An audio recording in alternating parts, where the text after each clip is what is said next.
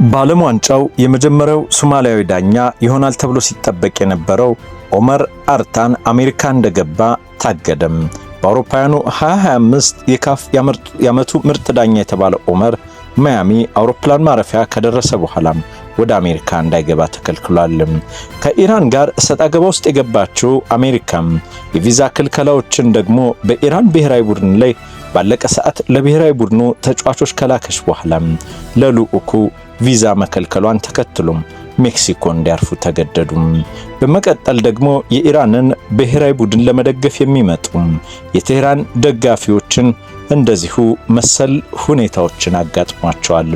ከነዚህ ሀገራት በተጨማሪም በርካታ የአፍሪካ ሀገራትም ተመሳሳይ ክስተቶችን አስተናግደዋል። 2026 የዓለም ዋንጫም ደብዛዛም ሰዓቱም ቪዛውም የሚዘገይበትን የዓለም ዋንጫ ሆኗል። ሰላም ጤና ይስጥልኝ የተከበራችሁ የጋፋት ኒውስ ቤተሰቦቻችን እንደምን አረፈዳችሁ። በዓለም ዋንጫ ታሪክ ውስጥ እጅግ ደብዛዛ ነው የተባለው የ2026 የዓለም ዋንጫን የምንቃኝ ይሆናል።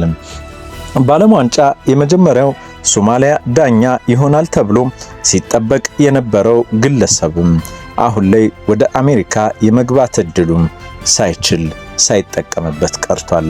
በአውሮፓውያኑ 2025 የካፍ የዓመቱ ምርጥ ዳኛ የተባለው ኦመር ሚያሚ አውሮፕላን ማረፊያ ከደረሰ በኋላ ወደ አሜሪካ እንዳይገባ ተከልክሏል። ዳኛው አሁን ቱርክ የሚገኝ ሲሆን አሜሪካ ለመግባት ባለመቻሉ ከዓለም ዋንጫ ዳኞች ዝርዝር ውስጥ ወጥቷል። ዳኛው ለምን ወደ አሜሪካ እንዳይገባ እንደታገደ ከአሜሪካ ባለስልጣናት በኩል የተባለ ነገር ባይኖርም በፕሬዝዳንት ዶናልድ ትራምፕ የጉዞ እገዳ ከጣለባቸው ሀገራት አንዷ ሶማሊያ ናት። ፊፋ ከአሜሪካ ባለስልጣናት ጋር ከተነጋገረ በኋላ ዳኛው በዓለም ዋንጫ እንደማይሳተፍ አስታውቋል። ኡመር አብዱል ቃድር አርታን አሜሪካ እንዳይገባ በመከልከሉ የ2026 የዓለም ዋንጫም እንደማይዳኝ ፊፋ ያረጋገጠ ሲሆን ፊፋ ባዘጋጁ ሀገራት የቪዛ አሰጣጥ ሂደት ውስጥ ጣልቃ እንደማይገባ ገልጿል። ይህም የቪዛ ጉዳይን በሕግ ክርክር ለመፍታትም መሞከርንም ይጨምራል። የዳኛው የቪዛ ሁኔታም እንደማይለወጥ የአሜሪካ ባለስልጣናት መግለጻቸውን ፊፋ አክሏል። ከዚህ ቀደም ፊፋ ባሰናዳው መርሃ ግብሮች እንደነበረው አዘጋጅ ሀገር ማን ቪዛ ያገኛል፣ ማን ወደ ሀገር ውስጥ መግባት ይችላል የሚለውንም ይወስናልም ብሏል። የሶማሊያ የጤና ወጣቶችና ስፖርት ሚኒስቴር አማካሪም ለቢቢሲ እንዳረጋገጡት ዳኛው ህጋዊ ሰነዶችን ቢይዝም ወደ አሜሪካ እንዳይገባ ታግዷል። ናይሮቢ የሚገኘው የሶማሊያ ኤምባሲ ባለስልጣንም ለቢቢሲ እንደተናገሩት ዳኛው በቪዛ ጥየቃና በጉዞ ወቅት መሰናክል እንዳይገጥመው የዲፕሎማት ፓስፖርትም ተሰጥቶታል። የሶማሊያ እግር ኳስ ፌዴሬሽን ከፊፋ ማብራሪያ ለማግኘት ጥያቄም አቅርቧል። የዋይት ሃውስ የዓለም ዋንጫ ጉዳይ ግብረ ኃይል መሪም አንድሪው ጌሊያኒ ክብረነክ የሆነውን ዝርዝር መረጃ መስጠት አልችልም፣ ነገር ግን የጉምሩክና ደንበር ጥበቃ ባለስልጣናት ውሳኔ ትክክል እንደሆነና እንደምደግፍም ላረጋግጥላችሁ እፈልጋለሁ ሲሉም ይህንን ውሳኔ ያጽንተውታል። ሶማሊያ ዳኛው ፊፋም የዓለም ዋንጫ ከመረጣቸው 52 ዳኞች መካከል አንደኛው ነበሩ። ኦመር አርታን ከ2018 ጀምሮ የፊፋ ይፋዊ ዳኛ ሲሆን የአፍኮን ጨዋታንም ዳኝቷል። ሌላኛዋ በዚህ የዓለም ዋንጫ ታሪክ ውስጥ እጅግ አወዛጋቢ ክስተቶችን ያስተናገደችው ኢራን ናት። ኢራን ብሔራዊ ቡድኗ ዘግይቶ የቪዛ እገዳውን የተቀላቀለ ሲሆን ለተጫዋቾቹ የቪዛ ከተሰጠ በኋላ ለልዑኩና ለደጋፊዎቹም መሰል እገዳዎችን አጋጥመዋል። ኢራን ዋሽንግተን የኢራን እግር ኳስ ተጫዋቾችን በዓለም ዋንጫ ላይ እንዲሳተፉ ፍቃድ እንደተሰጣቸው ካረጋገጠችም ከጥቂት ሰዓታት በኋላ አሜሪካ ለብሔራዊ ቡድኑ ልዑካን ቪዛ ከልክላለች ስትል ከሰሰችም። የአሜሪካ ባለስልጣናትም አርብ ዕለት ኢራንን በአውሮፓውያኑ ሰኔ 8 2018 ዓ.ም በሎስ አንጀለስ ከተማ በተካሄደው ጨዋታ 10 ቀናት ቀደም ብሎ ለሁሉም ተጫዋቾችና አስፈላጊ ለሆኑ የድጋፍ ሰጪ ሰራተኞች ቪዛ መሰጠቱን አስታውቀዋል። ኢራን ይህንን ስርዓት በመጠቀም አሸባሪዎችን ወደ አሜሪካ ለማስገባት እንዳትጠቀም እንደማይፈቀድላትም ተናገሩ። እግር ኳስና ፖለቲካ ተገናኙ። በቱርክ የሚገኘው የኢራን ኤምባሲ አሜሪካ ለአብዛኞቹ አስተዳደርና የሥራ አስፈጻሚ ሰራተኞችና ለቴክኒካል አማካሪዎችም ቪዛ በመከልከሏ በስፖርቱ ላይ ፖለቲካዊ ጣልቃ ገብነትን ፈጽማለች ሲሉም ከሰሱ። ከኢራን መንግስት ጋር የቅርብ ግንኙነት ያለው መገናኛ ብዙሃን የእግር ኳስ ፌዴሬሽኑ ኃላፊ ምክትላቸውና የሚዲያ ዳይሬክተሩን ጨምሮ 15 የአስተዳደር ባለስልጣናት ወደ አሜሪካ እንዳይገቡ ከተከለከሉት መካከል መሆናቸውን ዘግቧል። ቡድኑ ቅዳሜ ዕለት በቱርክ ከሚገኘው የልምምድ ሜዳቸው ተነስተው ለውድድሩ መቀመጫቸው ወደ ሆነ ሜክሲኮ ጉዞ ጀምረዋል። ቡድኑ እሁድ ዕለት ማለዳም ሜክሲኮ ይደርሳል ተብሎ የተጠበቀ ሲሆን በቪዛቸው መሰረትም ቡድኑ ጨዋታውን በሚካሄድበት ተመሳሳይ ቀን ወደ አሜሪካ ገብቶ መውጣትም እንዳለበትም የኢራን አምባሳደር ቅዳሜ ዕለት ተናግረዋል። የአሜሪካ ቆይታ የሚባል ነገር የላቸውም። የአሜሪካን መግለጫ ለመሸፋፈን የሚሞክር ሲሉ ገልጾም አሁን በኢራን ብሔራዊ የእግር ኳስ ቡድን ላይ ሆን ተብሎ የሚደረገው አድሎ የተሞላበት አያያዝ ወደ ከፍተኛ ደረጃም አሻግረውታል ሲሉም ኮንነዋል። የኢራን ኤምባሲ የዓለም አቀፉ እግር ኳስን ወደሚያስተዳድረው ፊፋ በመደወል ጣልቃ እንዲገባ ጠይቋል። የዘንድሮ የዓለም ዋንጫ በአሜሪካ፣ ሜክሲኮና በካናዳ ጥምረት የሚዘጋጀው ሲሆን ሰኔ 4 ሐሙስ ዕለት ይጀምራል። የኢራን እግር ኳስ ቡድን በዓለም ዋንጫ ማጣሪያ ማለፉን ያረጋገጠው ጦርነቱ ከመጀመሩ በፊት በ2025 በአውሮፓውያኑ መጋቢት ወር ላይ ነው። በዓለም ዋንጫ ታሪክ አስተናጋጅ ሀገራት ጦርነት ውስጥ የገባችበትን ሀገር ብሔራዊ ቡድን ስትቀበል የመጀመሪያ ይሆናል። ቡድኑ በግንቦት ወር በአሪዞና የነበረውን የልምምድ ሜዳ ወደ ሜክሲኮ ቀይሮታል። የአሜሪካ ሀገር ውስጥ ደህንነት ቢሮም በኢራን ብሔራዊ ቡድንና በልዑክ ቡድኑ ላይ ስለጣለው እገዳም ምንም ያለው ነገር የሌለ ቢሆንም ለቢቢሲ መስሪያ ቤቱ ለአሜሪካውያንና ለዓለም ዋንጫ ተሳታፊዎች ሰላምና ደህንነት ቁርጠኛ መሆናችንን ማረጋገጥ እፈልጋለሁ ብሏል። ኤጀንሲው ሎስ አንጀለስን ጨምሮ በመላ ሀገሪቱ የሚገኙ 11 ከተሞችን ለመጠበቅ በሚደረገው አጠቃላይ የመንግስት አካሄድ ውስጥ በጣልቃ ገብነት እንደማይሳተፍ አስታውቋል። በዚህ ሳምንት መጀመሪያ ላይ የአሜሪካ ውጭ ጉዳይ ሚኒስትር ማርኮ ሩቢዮ ለሕግ አውጪዎች እንደተናገሩት የኢራን እግር ኳስ ልዑክን ከኢራን አብዮታዊ ጥበቃ ጋራ ግንኙነት ያላቸውን ግለሰቦች ማካተት እንደማይፈቀድለትም ተናግረዋል። በኢራን ብሔራዊ እግር ኳስ ቡድን ውስጥ የተካተቱት በርካታ ተጫዋቾችም አስገዳጅ ወታደራዊ አገልግሎቶችን ስልጠናንም ጨርሰዋል። ኢራን ከቤልጂየም ጋራ በካሊፎርኒያ እና ከግብጽ ጋራ ደግሞ በሲያትል ጋር እንደምትጫወት የወጣው መርሃ ግብር ያሳያል።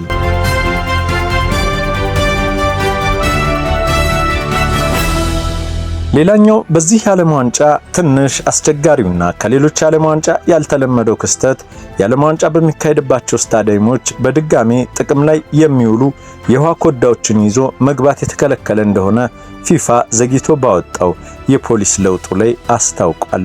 ቀደም ብሎ በይፋ በተገለጸው የስታዲየም ደንብ ውስጥ ባዶ የሚያሳዩ እንደገና ጥቅም ላይ የሚውሉና 1 ሊትር የመያዝ አቅም ያላቸው ፕላስቲክ ኮዳዎችን ወደ ስታዲየም ሊገቡ እንደሚችሉ ተገልጾ ነበር። ሆኖም ጨዋታዎች ሊጀመሩ 1 ሳምንት ሲቀረው ኮዳዎች እንዲሁም ኩባያ፣ ጠርሙስና ጣሳም እንዳይገባ ከልክሏል። ይህም ደጋፊዎችን በመወርወር ሊያደርሱት የሚችሉትን አደጋም ይቀንሳል ሲል ነው ፊፋ ቀድሞ ስጋቱን የገለጸው። የዓለም እግር ኳስ የበላይ አካል በመግለጫውም ፊፋ የሁሉንም ተጫዋቾች፣ ዳኞች፣ ደጋፊዎች፣ በጎ ፈቃደኞች ባልደረቦችን ጤናና ደህንነት ለመጠበቅም ቁርጠኛ እንደሆነም ገልጿል። በዓለም ዋንጫ ስቴዲየም የረጅም ጊዜ የፊፋ አጋር በሆኑ ኮካኮላ ውሃ፣ ለስላሳ መጠጦችና ጭማቂዎችም እንደሚሸጡም አክሏል። ፊፋ ስታዲየሞች በሌሎች ዝግጅቶችም ወቅትም ከሚያስከፍሉት በላይ ቢያንስ ለውሃ እንደማያስከፍል ለደጋፊዎቹ ቃል ገብቶ ነበር።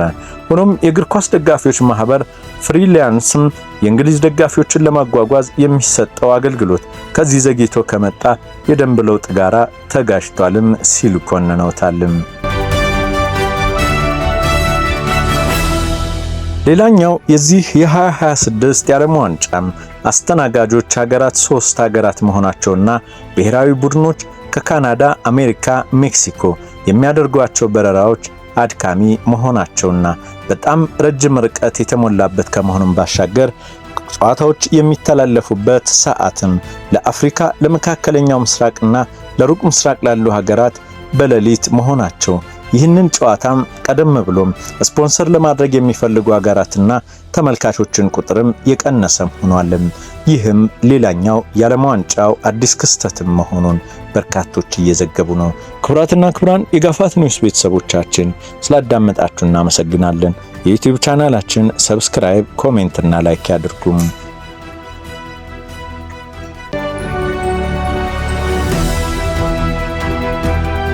የ2026 የዓለም ዋንጫ በተለያዩ ጊዜያት ከተከናወኑ የዓለም ዋንጫዎች በታሪኩ ደብዛዛ ነው የሚለው የብዙዎችን ሐሳብ የገዛ ነው። ከወዲህ የቪዛ ጥያቄ፣ ከወዲያ ደግሞ የአውሮፕላንና እንደዚሁም ደግሞ የስቴዲየሞች የመግቢያ ትኬት ዋጋ መናር በርካታ ደጋፊዎችም ወደ ሀገራቱ እንዳያመሩ አድርጓቸዋል።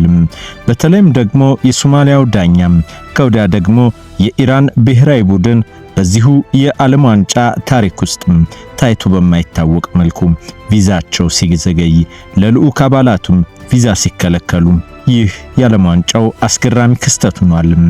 እድል ቀንቷቸው ወደዚሁ ወደ አሜሪካ የገቡ የአውሮፓና የአፍሪካ ሀገራት በተለይም የቆዳ ቀለማቸው ጠቆር ያሉ ተጫዋቾችም ካልሲያቸውን አስወልቀው ፓንታቸውን እስኪታይ ድረስ ሲፈትሿቸው ተመልክቷል። ይህ የዓለም ዋንጫ ሌላኛው አስገራሚ ክስተት ሆኗል። ሰላም ጤና ይስጥልኝ የተከበራችሁ የጋፋት ኒውስ ቤተሰቦቻችን፣ በ2026ቱ የዓለም ዋንጫ በተለይም ደግሞ ከወዲሁ ቢደበዝስም በዚህ የዓለም ዋንጫ ጎልተው ሊወጡ ይችላሉ ስለተባሉ አብሪ ኮከብ የአፍሪካ ተጫዋቾችም ወደ እናንተ ምናደርስ ይሆናል። እስከ ፍጻሜ ድረስ አብራችሁን ቆዩ። በዘንድሮ የዓለም ዋንጫ 10 የአፍሪካ ሀገራት ይሳተፋሉ። በአጠቃላይ ለዓለም ዋንጫ ያለፉት ሀገራት 48 ናቸው። ዋንጫውን ለማንሳት ከፍተኛ ፉክክርም እንደሚካሄድ ይጠበቃል። ከ4 ዓመት በፊት ሞሮኮ ለግማሽ ፍጻሜ ያለፈች የመጀመሪያው አፍሪካዊት ሀገር በመሆን በኳታር የዓለም ዋንጫ ታሪክ ሰርታለች። ኬፕ ቨርዴ ለመጀመሪያ ጊዜ፣ ዲሞክራቲክ ኮንጎ ደግሞ ከአውሮፓውያኑ 1974 ወዲህ ለመጀመሪያ ጊዜ በዓለም ዋንጫ ይሳተፋሉ። ቢቢሲ ስፖርት አፍሪካ በዓለም ዋንጫ ትኩረት ሊሰጣቸው የሚገቡ 7 ተጫዋቾችንም መርጧል። አንቶኒዮ ሲሜኒዮ ከጋና የተወለደው ለንደን ነው። የሚጫወትበት ክለብ ማንቸስተር ሲቲ። ዘንድሮ በፕሪሚየር ሊጉ አሸናፊ ባይሆንም የአንቶኒዮ ሲሜኒዮ ሚና ግን ከፍተኛ ነበር። ባለፈው ወር ለኤፍኤ ካፕ ዋንጫ ከቸልሲ ጋር በነበረው ግጥሚያ ግን ተጫዋቹ ችሎታውን ማሳየት ችሏል። የ26 ዓመቱ ተጫዋች ወደ ዓለም ዋንጫ የሚያመራው በፕሪሚየር ሊጉ ጥሩ ቆይታ ካሳለፈ በኋላ ነው። ከ17 የግብ ሙከራዎች 7ቱን አሳክቷል። ሌላኛው የጋናና የፕሪሚየር ሊጉ ኮከብ የሆነው የቶተናሙ ተጫዋች መሐመድ ኩድስና አንቶኒዮ ሲሜኒዮ በዓለም ዋንጫ አገራቸው ተስፋ ታደርግባቸዋለች። ሲሜኒዮ ቀድሞ የቦርንማውስ ተጫዋች ነበር። በ22 በጋና ብሔራዊ ቡድንም ይጫወት ነበር። ጋና በ25 የአፍሪካ ዋንጫ ተሳታፊ አልነበረችም። ስለዚህም ተጫዋቹ አገሩን ወክሎ ግብ የሚያስቆጥርበት መድረክ የሚሆነው የዓለም ዋንጫው ይሆናል። ይህም ታሪካዊ ክስተት ሆኖለታል። ጋና ከእንግሊዝ፣ ክሮሺያና ፓናማ ጋር በአንድ ምድብ ውስጥ ተካተታለች። ያን ዲዮማንዴ አይቬሪ ኮስት በአፍሪካ ዋንጫ ውድድር ቡርኪና ፋሶን ስትገጥም ግብ አስቆጥሮ አይቬሪ ኮስት 3-0 አሸንፋለች። ብሔራዊ ቡድኑ ዝሆኖቹ በሚል ቅጽል ስም ይታወቃሉ። ከ2014 ወዲህ ለዓለም ዋንጫ ሲያልፉ ለመጀመሪያ ጊዜ ነው። ያን ዲዮማንዴ በጀርመኑ ቡንደስሊጋ ምርጥ ወጣት ተጫዋችም ተብሎ ተመርጧል። የ19 ዓመቱ ተጫዋች 12 ጎል አግብቶ ቡድኑን አርቢ ሊፕሲንግን በቡንደስሊጋው 3ኛ እንዲሆን ወደ ቻምፒየንስ ሊግም እንዲመለስ አስችሏል። በዚህ ምክንያት ከፍተኛ ገንዘብ ወደ ሊቨርፑል ወይም ቸልሲም እንደሚዛወርም ይጠበቃል። በ2025ቱ የአፍሪካ ዋንጫ አፍኮን ግጥሚያ በ4ቱ ተሳትፏል። በዚሁ ዓመት በቡንደስሊጋው ከየትኛውም ተጫዋች በላቀ ሁኔታ ኳስ በማቀበል የላቀ ብቃቱን አሳይቷል። በማጥቃት ረገድም ችሎታው በጀርመን ተፎካካሪ ክለቦች አስመስክሯል። በዓለም ዋንጫ የሚወክላት አይቬሪ ኮስትም ከኢኳዶር ጋር ትጋጠማለች። ሮንዌን ዊሊያምስ ደቡብ አፍሪካ በአውሮፓውያኑ 2010 የዓለም ዋንጫን ካስተናገደች ወዲህ ለመጀመሪያ ጊዜ ለዓለም ዋንጫ አልፋለች። ባፋና በሚል ቅጽል ስማቸው ይታወቃሉ። በአውሮፓውያኑ 1988 እና በ2002 ከምድብ ሳያልፉ ቀርተዋል። በዘንድሮ የዓለም ዋንጫ ዋና ግባቸው ከተመደቡበት ቡድን ማለፍ ነው። የዓለም ዋንጫ ደቡብ አፍሪካን ስታስተናግድ ወደ ቀጣዩ ዙር ማለፍ ያልቻለች የመጀመሪያው ሀገር ነበረች። በደቡብ አፍሪካ ሊግ ማማላዶ ሰንዳውስ ኮከብ የሆነው ግብ አጥቂው ግብ ጠባቂውና አምበሉ ሮንዌን ዊሊያምስ በተለይም ፍጹም ቅጣት ምት በማዳን ይታወቃሉ። በ2023 አፍኮን ሩብ ፍጻሜ ከኬፕ ቨርዴ ጋር በነበረው ግጥሚያም 4 ጎሎችም እንዳይገቡ ማዳኑ አይዘነጋም። የ34 ዓመቱ ሮንዌን ዊሊያምስ አምበልነትም እንደሚወደውም ይናገራል። ቡድኑ የአፍሪካን ቻምፒየንስ ሊግ እንዲያሸንፍ ያደረገና ልምድ ያካበተም ተጫዋች ነው። ደቡብ አፍሪካ ከዓለም ዋንጫ አዘጋጇ ሜክሲኮ ጋር ከምታደርገው ጨዋታ ቀጥሎ ከቼክ ሪፐብሊክና ደቡብ ኮሪያ ጋር ትጋጠማለች።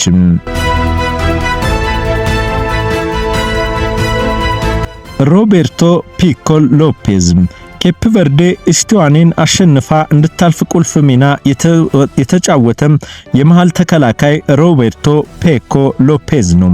ባለፉት ጥቂት ዓመታት በኬፕ ቨርዴ ብሔራዊ ቡድን ጎልቶ የሚታየው ተጫዋች ቡድኑን በ2023 አፍኮን የመጨረሻው ሳምንት ሀገራት ውስጥ ማካተት ችሏል። በዘንድሮ የዓለም ዋንጫ እንደ ካሜሩን ያሉ ስመጥር አፍሪካዊ ሀገራት ዝርዝር ውስጥ ኬፕ ቨርዴ መግባት ችላለች። ሮቤርቶ ፔኮ ሎፔዝ ለብሼ ሻርካስም እንዲጫወትም የታጫወው በሊንደን ነበረ። ሮቤርቶ ፔኮ ሎፔዝ ለብሉ ሻርክስም እንዲጫወት የታጨው በሊከንድን ነበረ። መጀመሪያ ላይ መልእክቱ ከፖርቹጋል ስለደረሰው ችላ ብሎት ነበረ። አየርላንድ ደብሊን የተወለደው የ33 ዓመት ተጫዋች በ2019 የመጀመሪያ ግጥሚያዎቹን አድርጓል። በዓለም ዋንጫም ለመጀመሪያ ጊዜ ያለፈችውን ኬፕ ቨርዴ ባደረገችው ጨዋታ ከአንዱ በስተቀር በተቀሩት ተሳትፏል። በቡድኑ የቀድሞ የዓለም ዋንጫ አሸናፊ ስፔን፣ ኡራጋይና ሳውዲ አረቢያ ተደልድለዋል። ሮቤርቶ ፔኮ ሎፔዝ ልምዱንና የመሪነት ችሎታውን ተጠቅሞ ሰፊ ልዩነትም እንደሚያመጣም ይጠበቃል። ብራሂሚ ዲያዝ ሞሮኮ የሪያል ማድሪድ ተጫዋች ሞሮኮ በአፍኮን 2025 ከነበሯት ኮከቦች አንዱ ነበረ። አዘጋጁ ሀገር ለመጨረሻው ዙር እስከምትደርስ በነበሩ ግጥሚያዎች 5 ጎል አስቆጥሯል። የ26 ዓመቱ ተጫዋች ሞሮኮ ከሴኔጋል ጋር በነበራት ግጥሚያ ቅጣት ምት መሳቱ የማይረሳ ነው። ግብ ጠባቂው ኤድዋርድ ሜኒ በቀላሉ ነበር ኳሷን ያዳነው። ሴኔጋላዊ ተጫዋች በተቃውሞ ሜዳውን ጥለው መውጣታቸው ይታወሳል። የአፍሪካ እግር ኳስ ኮንፌዴሬሽን አሸናፊዋ ሞሮኮ ናት ማለቱን ተከትሎ ሴኔጋል ጉዳዩን ወደ ግልግል ፍርድ ቤት ወስደዋለች። ዘ አትላስ ላየንስ በሚል ቅጽል ስሙ የሚታወቁት ብሔራዊ ቡድን 5 ጊዜ ዓለም ዋንጫ አሸናፊዋን ብራዚል እንዲሁም ስኮትላንድና ሄይቲን ይገጥማል። ኢስማኤል ሳራ ሴኔጋል ኢስማኤል ሳራ ከፔሩ ጋር በተካሄዱ የወዳጅነት ጨዋታዎች ለሴኔጋል ግብ አስቆጥሯል።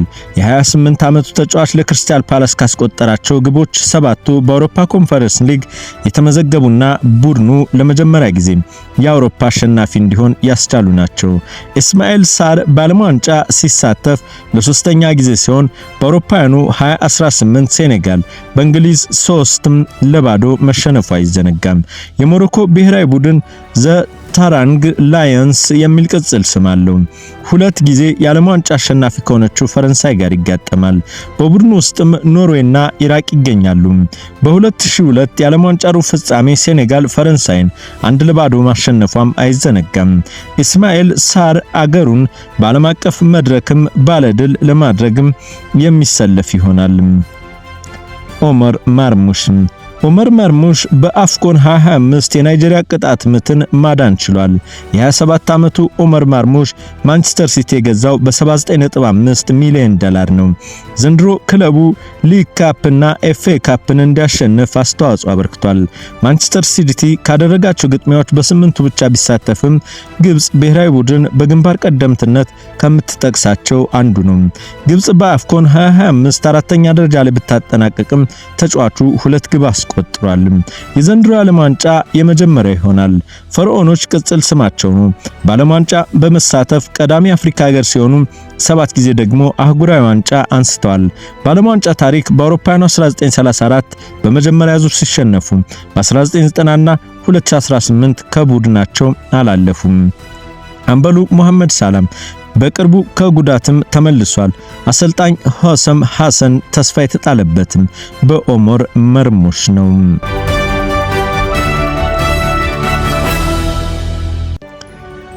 በ2026ቱ የዓለም ዋንጫ ሊታዩ የሚገባቸው ወጣት ተጫዋቾችም ዩናይትድ ስቴትስ ኦፍ አሜሪካ፣ ሜክሲኮ እና ካናዳ በጋራ የሚያስተናግዱት የዓለም ዋንጫ ለመጀመሪያ ጊዜ ቀን ብቻ ቀርቶታል። አንድ ቀን ብቻ ቀረው። በታሪኩ ለመጀመሪያ ጊዜ 48 ሀገራት የሚሳተፉበት ውድድር ላይ 1248 ተጫዋቾች ይሳተፋሉ። ከዚህ ውስጥ 891 ተጫዋቾች ለውድድሩ አዲስ ናቸው። በጉጉት የሚጠበቀው ታላቁ የእግር ኳስ መድረክ ላይም ቀድሞ ይታያሉ ብሎ ቢቢሲ ስፖርት ካሰፈራቸው ወጣት ተጫዋቾችም ደግሞ በርካቶችን ለእናንተ አድርሰናል። በተለይም ደግሞ በእነዚህ ዝርዝሮች ውስጥ በወጣቶች ስር ያን ዲዮማንዴ ኮት ዲቫር የጀርመኑን ክለብ ላይፕዚግ መስመር አጥቂ ያን ዲዮማንዴ በበርካታ የአውሮፓ ታላላቅ ክለቦች ይፈለጋል። ተጫዋቹ በዘንድሮ የቡንደስሊጋ ውድድር ምርጥ ወጣት ተጫዋች ተብሎም ተመርጧል። ዲዮማንዴ በውድድር ዓመቱ በ21 ግቦች ላይ ቀጥተኛ ተሳትፎ አድርጓል። ላይፕዚግ በ2025 ከስፔኑ ሊጋኔስ በ20 ሚሊዮን ዩሮ ላስፈረመው ተጫዋች 100 ሚሊዮን ዩሮ የዝውውር ገንዘብ ይፈልጋል። በዋነኛነት በሊቨርፑል የሚፈለገው ዲዮማንዴ ሞሮኮ ባዘጋጀችው የአፍሪካ ዋንጫ ላይ ለሀገሩ ብሔራዊ ቡድን ምን ያህል ወሳኝ ተጫዋች መሆኑን አሳይቷል። በ2026ቱም የዓለም ዋንጫ ድምቅ በብሎ ይታያልም ተብሎ ይጠበቃል። ጆሃን ማንዛምቢ ስዊዘርላንድ የዓመቱ የአማካይ ስፍራ ተጫዋች ክለቡ ፍሬምበርግ ለዩሮፓ ሊግ ፍጻሜ ሲደርስ ትልቁ አስተዋጽኦን ተጫውቷል። ምንም እንኳን በአስቶን ቪላ በላይነት ተወስዶባቸው ዋንጫውን ቢያጡም ማንዛምቤ ተሰጥኦን አሳይቷል። የዩሮፓ ሊግ ምርጥ ወጣት ተጫዋችም ተብሏል። ማንዛምቤ በአማካይ ስፍራ የተለያዩ ሚና በመጫወት አቅም መያዙ ለአሰልጣኙ ትልቅ አማራጭ ይሰጣሉ። ሪካርዶ ፔፔ የአሜሪካ ተጫዋች የ2026 የዓለም ዋንጫ በጣምራ በምታዘጋጀው አሜሪካ ብዙ ኮከቦች የሏትም። የብሔራዊ ቡድኑ ዋና አሰልጣኝ ማውሪሲዮ ፖቼቲኖ ከኤሲ ሚላኑ ክርስቲያን ፑስኬላም ቀጥሎ በሪካርዶ ፔፔ ይተማመናሉ። የ23 ዓመቱ የፒኤስቪ ኢንዶቬን አጥቂ በተጠናቀቀው ዓመት 19 የኤርዲቪዥን ግቦችን አስቆጥሯል። ፒኤስቪ የሊጉን ዋንጫ እንዲያነሳ የፔፕ ግቦች ትልቅ አስተዋጽኦ ነበራቸው። ለሀገሩ ብሔራዊ ቡድን ከ35 ጨዋታዎች 13 ግቦችን ያስቆጠረው አጥቂው በእንግሊዝ ክለቦች በጥብቅ ይፈለጋል። በዓለም ዋንጫም የሚያሳየው ብቃትም ለቀጣዩ ማረፊያው ወሳኝ ሆኗል። ኒኮ ፔዛ አርጀንቲና በኮሞ ባሳዮ ብቃት አይኑን ያልጣለበት ክለብ የለም። በሴስክ ፋብሪጋስ የሚመራው የጣሊያኑ ኮሞ የደመቀው ኒኮ ፖዞም በዓለም ዋንጫም ይጠበቃል። ከሪያል ማድሪድ አካዳሚ የተገኘው የ21 ዓመቱ አማካኝ በብሔራዊ ቡድኑ አሰልጣኝ ሊዮነል ስካሎኒ ቀድሞ ተመራጭ ላይሆን ይችላልም ተብሎ ይገመታል። ነገር ግን በሚሰጠው ድል ምርጥ ብቃቱን ያሳያል ተብሎም ይነገራል። ኒኮ ፓዛም አባቱ ፓውሎ ፓዛ የ1998 የዓለም ዋንጫ አርጀንቲና ብሔራዊ ቡድን አባል ነበረም። ኒኮም ከአባቱ የተሻለ ከአባልነት ያለፈ ተጽዕኖ እንደሚፈጥርም ተገምቷል። በ2024 ኮመን የተቀላቀለውን ኒኮ ፓዝም እስከ 2027 ድረስ ወደ ሪያል ማድሪድ የሚመለስበት አማራጭ ውሉ ላይ ሰፍሯል። ጆዜ ሞሪኖ ካመኑበት ክረምት ላይ ወደ ቀድሞ ክለቡም ሊመለስ ይችላል።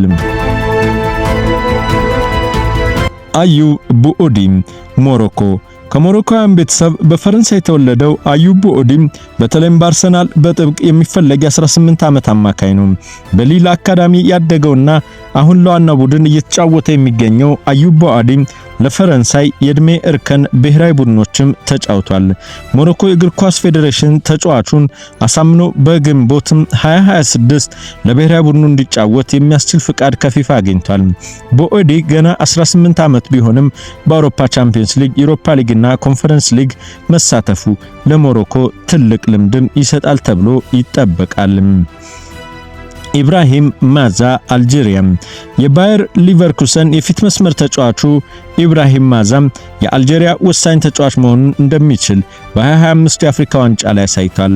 በጀርመን በርሊን የተወለደው ማዝ ከ24 ጀምሮ ነው የአባቱን ሀገር አልጄሪያ የመረጠው። የእንግሊዝ ክለቦች የሚከታተሉት ኢብራሂም ማዝ ለአልጄሪያ በ15 ጨዋታዎች ላይ ተሳትፏል። በዓለም ዋንጫም የበለጠ ይፈካል ተብሎም ይጠበቃል።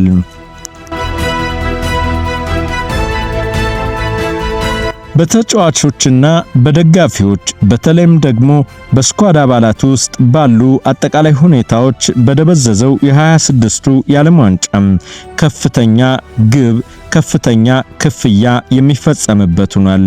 አሸናፊው 50 ሚሊዮን የአሜሪካን ዶላር የሚያገኝበት የዓለም ዋንጫ ነው።